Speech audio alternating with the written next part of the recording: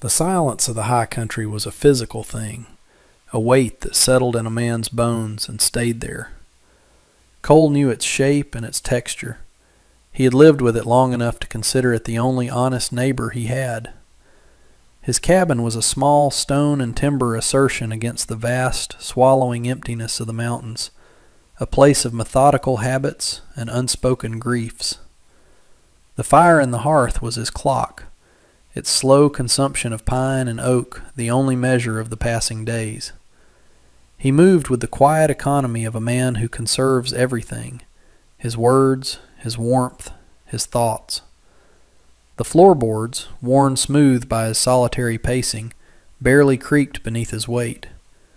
Outside, the snow fell in a thick, hypnotic curtain, burying the world in a shroud of white, muffling every sound until the only thing left was the low whisper of the wind under the eaves and the steady beat of his own heart. He was cleaning a rifle on the rough-hewn table, his hands moving with a familiar, practiced grace. The metallic scent of oil and steel was a sharp counterpoint to the smell of wood smoke and brewing coffee. Each component was laid out on a piece of buckskin, a small mechanical congregation he understood better than he had ever understood the communion of people. This was his world, simple, ordered, and contained. He had built these walls not just to keep the winter out, but to keep the memory of a louder, more complicated world at bay. Here there were no judgments, no expectations, only the clear, cold logic of survival. The sun was a pale smear in the gray sky, offering light but no heat, and the shadows in the cabin were growing long. He finished his work, reassembling the rifle with a final, satisfying click, and placed it back on the rack above the mantelpiece.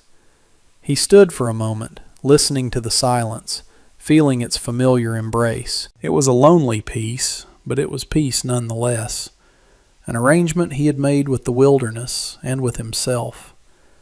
The sound, when it came, was so alien it felt like a violation. It wasn't the scrape of a branch or the call of a predator. It was the frantic, desperate drumming of fists against his door. Cole froze, every muscle tensed. No one came here. The trail was difficult in summer and nearly impassable now. A trader might come by twice a year, but never in a storm, and never with such panicked urgency. He moved away from the firelight, melting into the deeper shadows of the room, his hand resting on the heavy iron poker by the hearth. The pounding came again, faster this time, punctuated by a thin, breathless cry that was nearly stolen by the wind. It was a woman's voice. He approached the door with a predator's stillness, his body a coiled spring of caution.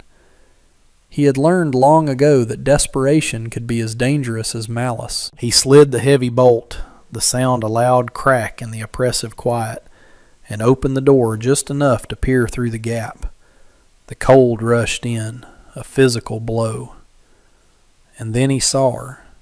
She was a ghost made of snow and fear, her face pale and stark against the dark fall of her hair, which was wet and matted. She wore a traditional gray dress, a cheongsam, that was torn at the shoulder and impossibly thin for the brutal cold. Her feet, he saw with a jolt that went deeper than the chill, were bare, already blue and bleeding against the fresh snow that had gathered on his porch. In her arms she clutched a small bundle wrapped in a flimsy blanket, a child, his face hidden. Her eyes, wide and dark, locked onto his. They held a terror so profound it seemed to have burned away everything else. "They want to hurt me," she whispered, her voice a ragged tremor, the words turning to frost in the air between them. "Please, please help." His first instinct was to close the door. It was a cold, hard impulse born of years of self-imposed exile. Her trouble was not his. The world and its endless, messy conflicts were what he had come here to escape. He could see the tracks behind her, already beginning to fade under the steady snowfall. More than one set of prints. She had been pursued. Bringing her in meant bringing her trouble in with her. He looked from her terrified face to the small, still form in her arms. The blanket shifted, and for a second he saw the child's face, small and pale, his eyes closed. A pang of something old and deeply buried, a feeling he had tried to freeze to death, stirred within him. It was not pity. It was a stark, brutal recognition of vulnerability. To turn her away was not a choice for solitude. It was a sentence of death. Not for her, not for the child, not on his mountain. He made the decision without another thought, the way a man decides to breathe. He opened the door wider, his large frame filling the space, a sudden shield against the wind and whatever followed her. "Come in," he said, his voice rough from disuse. He didn't offer a hand. He simply stepped back, creating a space for them to enter. She stumbled across the threshold, nearly collapsing from the sudden shift from biting cold to enveloping warmth. She leaned against the wall, shivering violently, her breath coming in ragged sobs. The child in her arms stirred, letting out a soft whimper. Cole shut the door, the heavy wood thudding into place, and slid the bolt home. The sound was one of finality. The outside world was shut out. Her trouble was now inside his walls. He turned to face her, the firelight catching the tremor in her hands, the raw, scraped skin of her feet. He said nothing more, just moved to the hearth, stoked the fire until it blazed, and then took a thick wool blanket from a nearby chest. He didn't drape it over her, a gesture that might feel too intimate, too forward. He simply held it out.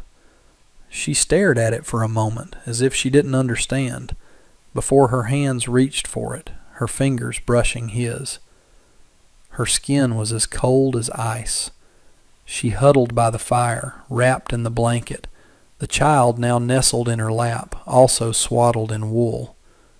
The boy, whose name she whispered was Leanne, was no more than 4 or 5, his eyes huge and dark as he watched Cole with a silent, unnerving intensity. The woman, May, did not speak for a long time. She just shivered, the tremors slowly subsiding as the heat from the hearth seeped into her bones. Cole brought her a tin cup of warm water, not coffee or anything stronger, just something to chase the deep chill. She took it with both hands, her gaze fixed on the flames. He took a seat at the table, a deliberate distance away, giving her space to breathe, to feel safe. The silence in the cabin was different now. It was no longer the empty silence of solitude, but a fragile, tense silence filled with unspoken fear and the faint, rhythmic sound of the child's breathing. Finally she looked at him, her eyes shadowed with a shame that was not her own. "They work for the railroad," she said, her voice low and halting. "My husband, he took a loan from the foreman to bring us here." She swallowed hard, her gaze dropping to the floor. "He died. An accident. The foreman, Mr. Corbett, he said the debt was not cleared. He said I was part of the payment." The words hung in the air, ugly and sharp. Cole felt a familiar, cold anger settle in his gut. It was an old story, one of power and predation, dressed up in the language of contracts and debts. He had seen it 100 times in the world he'd left behind. "He came to my home with his men," she continued, her voice barely a whisper now. "I took Leanne and I ran."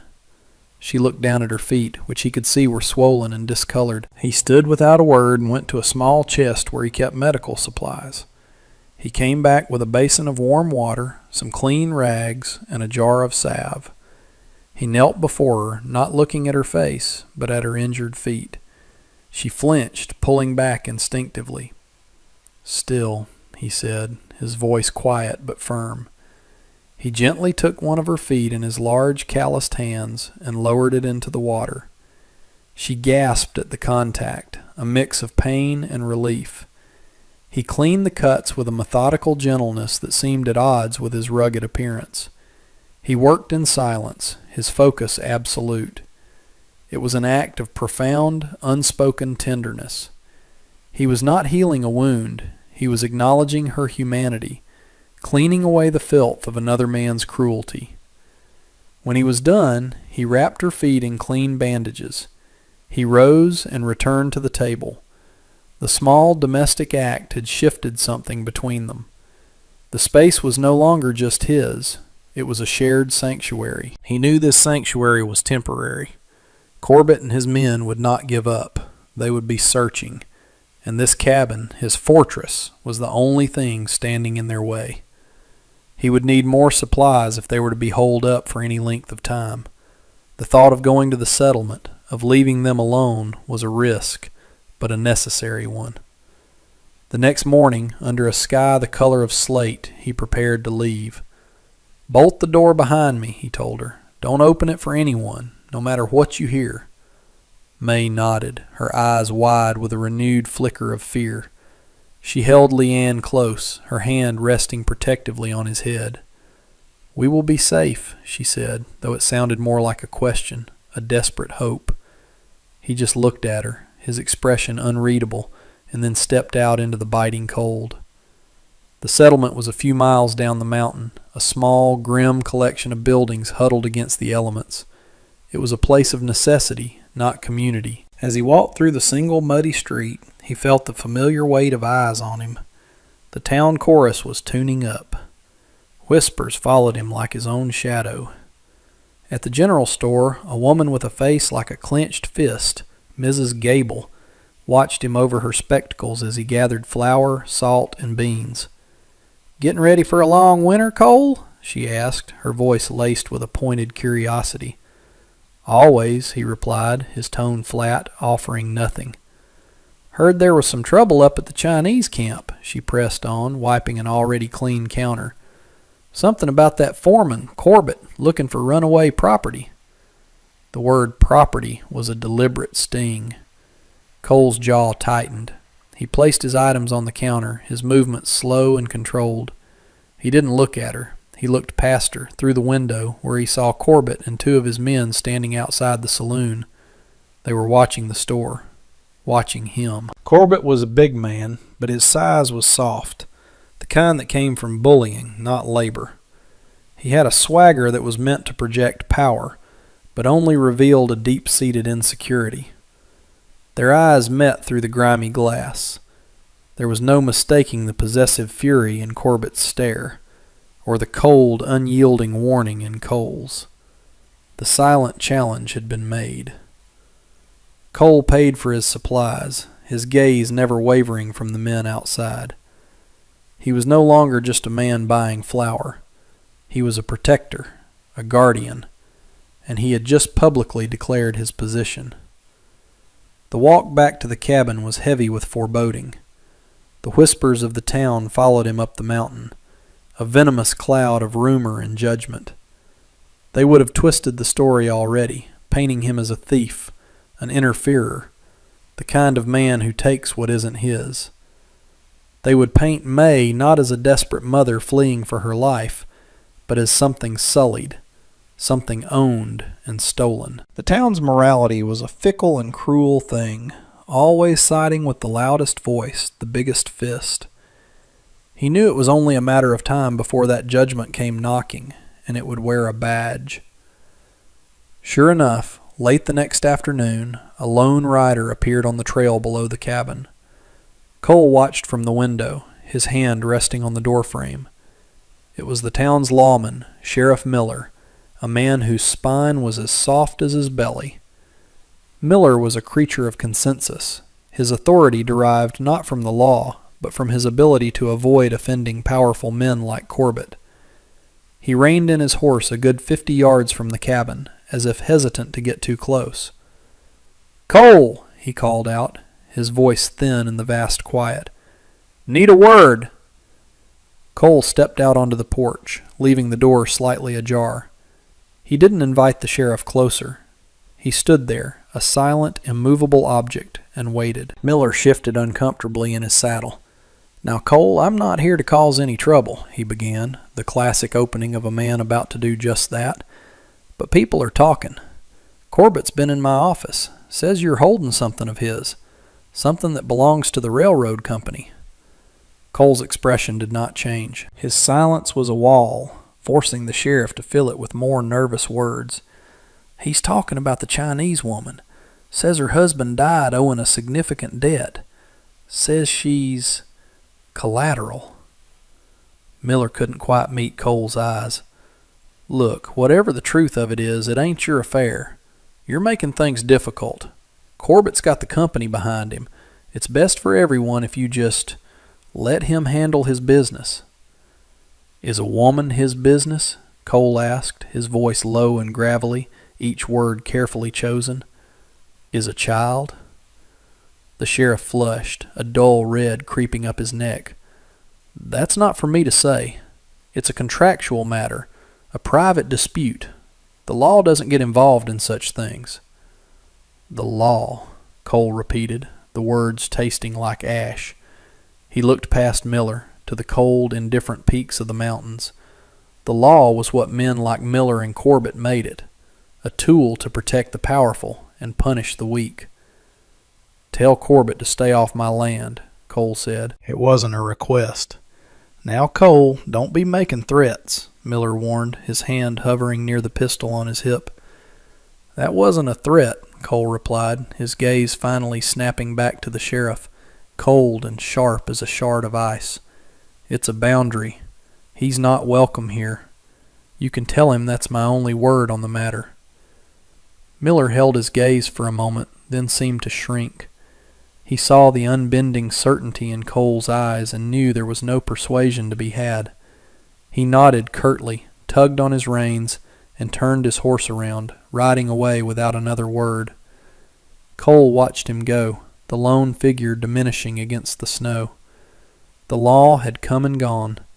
It had offered no protection, no justice. It had only delivered a warning. They were truly alone now. The cabin was no longer just a home. It was an island, and the tide of malice was rising. He spent the next day securing the cabin, not out of fear, but out of a grim sense of pragmatism. He checked the window shutters, stacked extra firewood on the porch, and ensured the water barrels were full. Every action was deliberate, a quiet preparation for a siege he knew was inevitable. Inside, a fragile peace had taken root. May had begun to help with small tasks, moving with a quiet grace that seemed to fill the small space. She mended a tear in one of his shirts, her stitches small and neat, an act of quiet reciprocity.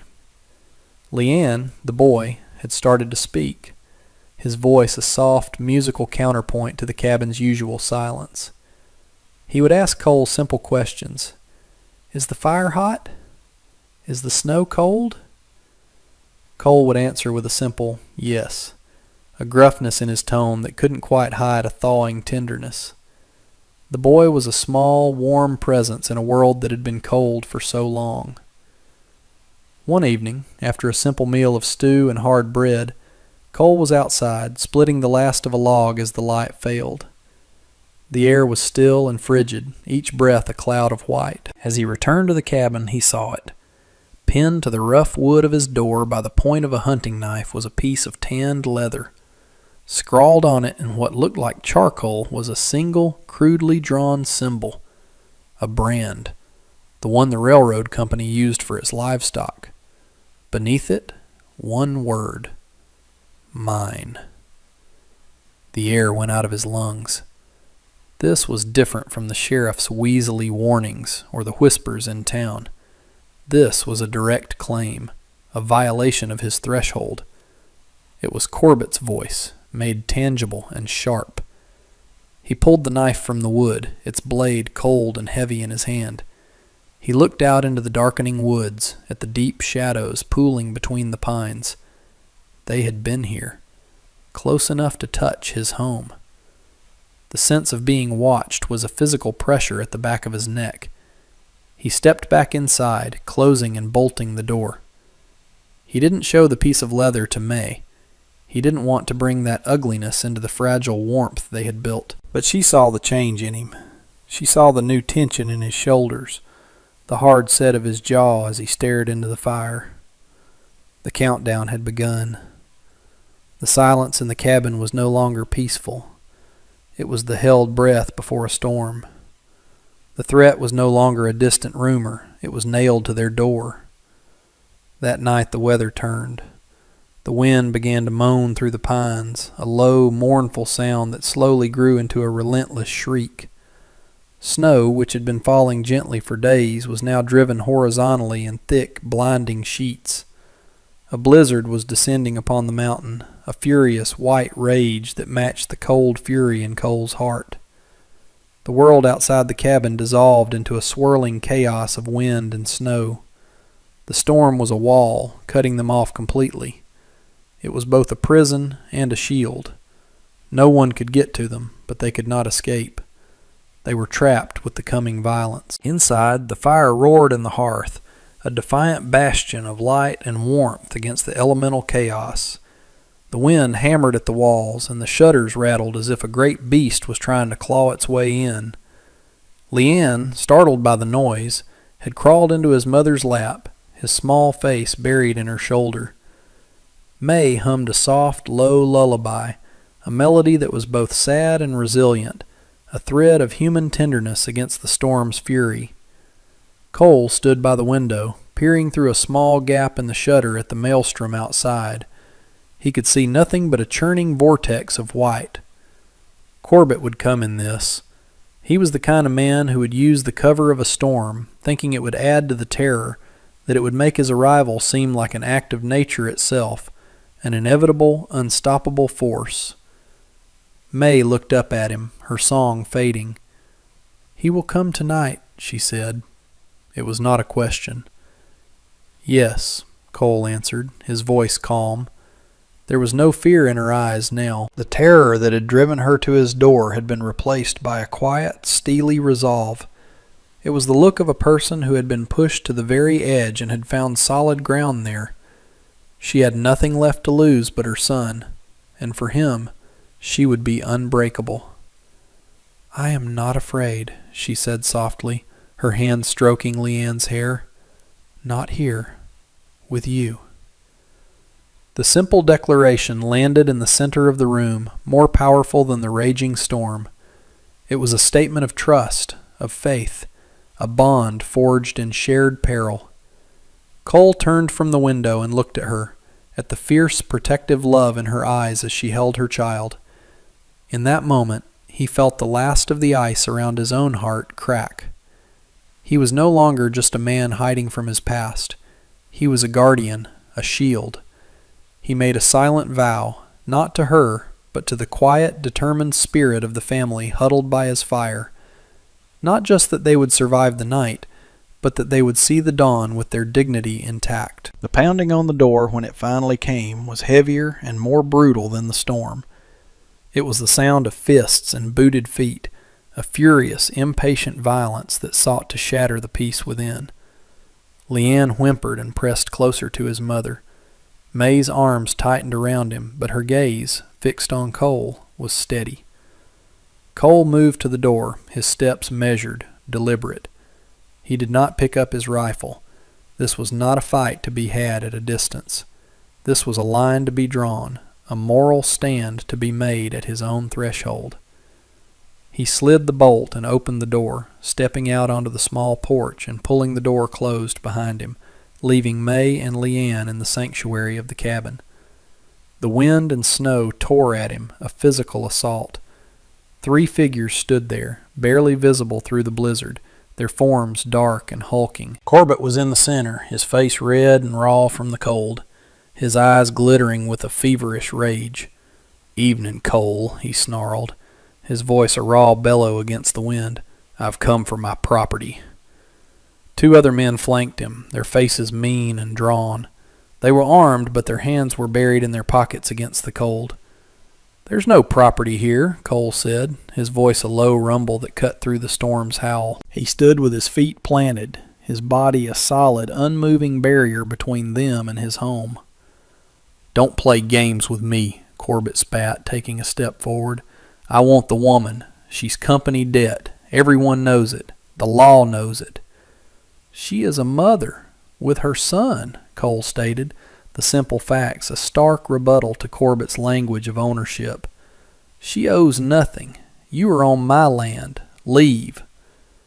Corbett laughed, a harsh, ugly sound. "Your land? This whole mountain answers to the railroad, old man, and so do you. Now step aside before we move you." He gestured to his men, who began to spread out, flanking Cole. The fight was a blur of brutal motion. It was not elegant. It was clumsy, desperate, and vicious, fought in the blinding snow on a narrow porch. Cole met the first man's rush with a solid blow that sent him stumbling back into a snowdrift. The second came at him with a knife, the blade glinting in the faint light from the window. Cole caught his wrist, twisting it with a sharp crack of bone. The man screamed and fell back, but it was Corbett who was fueled by a deeper, more personal rage. He charged, his bulk a battering ram, and slammed Cole against the cabin wall. The wood groaned under the impact. Corbett's face was inches from his, contorted with fury and humiliation. "She shamed me," he roared, his breath hot and foul. "She ran! No one does that to me!" He rained blows down on Cole, driven by wounded pride. Cole absorbed them, his body taking the punishment, his will unbending. He was fighting for more than himself. He was fighting for the warmth and light behind him, for the quiet dignity of the family he had taken in. As they grappled, the cabin door opened. May stood there, framed in the warm yellow light, holding a heavy iron skillet. Leanne was behind her, his small hand clutching her dress. She was not crying. Her face was set, her eyes blazing with a defiant fire that the storm itself could not extinguish. "I am not a debt," she said, her voice clear and strong, ringing out over the wind. "I am not your property. I am a mother." The words struck Corbett with more force than any physical blow. He froze, his fist raised, and turned to look at her. In that moment of hesitation, Cole found his strength. It was not a surge of rage, but a cold, focused certainty. He drove his shoulder hard into Corbett's chest, throwing him off balance. Corbett staggered backward, slipping on the icy porch, and fell hard into the snow. The fight was over. His men were down, and his authority, built on bluster and fear, had crumbled. Cole stood over him, breathing heavily, the snow melting on his bruised face. Corbett lay in the snow, defeated, the bravado washed away, leaving only a pathetic, sputtering rage. The two other men were nursing their injuries, their appetite for the fight gone. The storm howled, a witness to the raw, primal confrontation. Cole had the man at his mercy. The knife from the second man lay nearby in the snow. It would be easy to end it, to answer violence with finality, to ensure this man could never threaten them again. It was the law of the frontier, the simple, brutal math of survival. He could feel the temptation, the dark pull of revenge. But then he looked back at the doorway. He saw May, standing tall, and Leanne, peering out from behind her, his eyes wide. He was not just a fighter, he was a protector. And protection was not about vengeance. It was about creating a space for peace, for safety, for a future. Killing Corbett would only mire them deeper in the world of violence he was trying to keep at bay. It would make him a murderer in the boy's eyes. He chose a different path. Not weakness, but a strength that Corbett could never understand. "The storm will break by dawn," Cole said, his voice steady, absolute. "When it does, I'm taking you to the federal marshal in the next county. Not Miller, a real lawman. You'll answer for this, for what you did to her husband, for what you tried to do to her." Corbett stared up at him, his expression a mixture of disbelief and fear. He had expected a killing blow, not a promise of justice. This was a language he didn't speak. To be subjected to the law, to be held accountable by an authority greater than his own small tyranny, was a fate worse than a quick death. It was the complete destruction of his power. Cole retrieved the knife and used it to cut strips from a rope on the porch. He bound Corbett's hands and then those of his men, his movements efficient and final. He would not kill them. He would force them to face the consequences of their actions in the world of men, not settle it in the dark like animals. He had won, not by being more brutal, but by holding fast to a principle.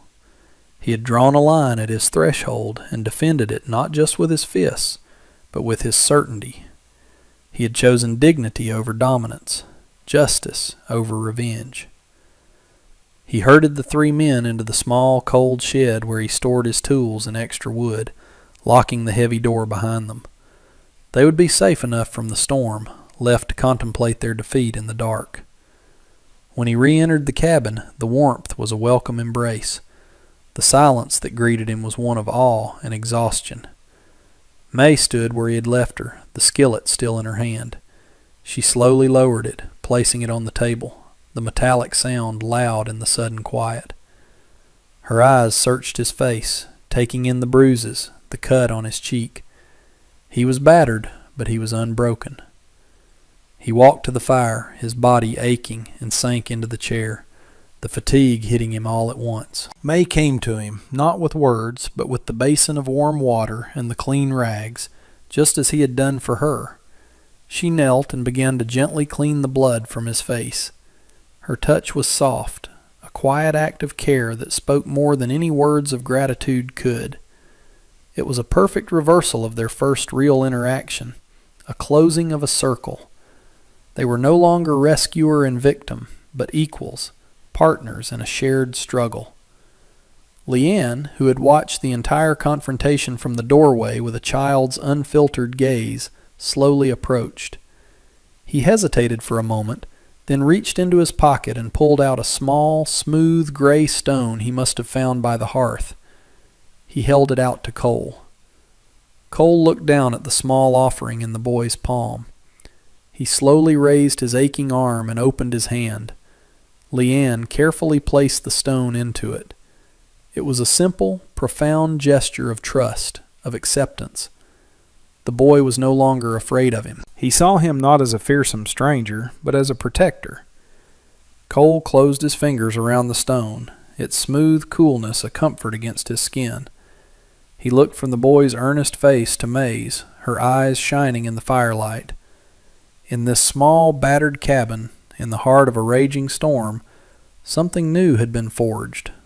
Not a romance, not a promise, but a fragile, unspoken bond. A family of a kind. They sat there for a long time, the three of them, listening to the storm as it slowly began to spend its fury. The wind's shriek softened to a moan, then a whisper. A quiet peace settled over the room, an earned peace that felt more solid and real than anything Cole had known for years. As the first pale light of dawn began to filter through the shutters, Cole stood and looked out the window. The snow had stopped. The world was blanketed in a pristine, unbroken white. It was beautiful, but he knew the calm was deceptive. Taking Corbett to the marshal was the right thing to do, but it wouldn't be the end. The railroad company had long arms and a short memory for justice. The town's prejudice would not simply melt away with the snow. The fight for their safety was over, but the struggle for their place in this hard land, for a life of peace and dignity, was just beginning. He felt May come to stand beside him. They looked out at the dawn together, not speaking, but sharing a silent understanding of the long road that lay ahead. And for the first time in a very long time, Cole did not feel like he had to walk it alone.